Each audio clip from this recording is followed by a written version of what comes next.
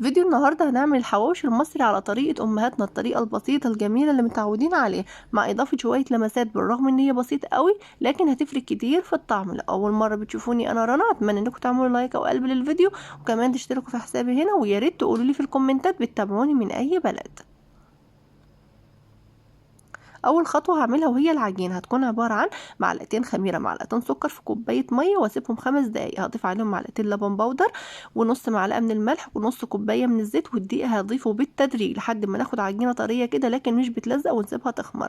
بقى على النار معلقتين زيت، كيلو لحمه مفروم في نسبه محترمه كده من الدهون، هنشوحه كده لمده دقيقتين، وهنضيف عليه 4 حبات كبار من البصل، ده انا بشرهم عاملاهم كده في الكبه، قرن فلفل احمر، قرن فلفل اخضر، كزبره خضراء، ونص معلقه من التوم، ميكس من التوابل اللي انا استخدمتها: بابريكا، توابل لحمه، فلفل اسود، كزبره ناشفه، وملح. من كل حاجه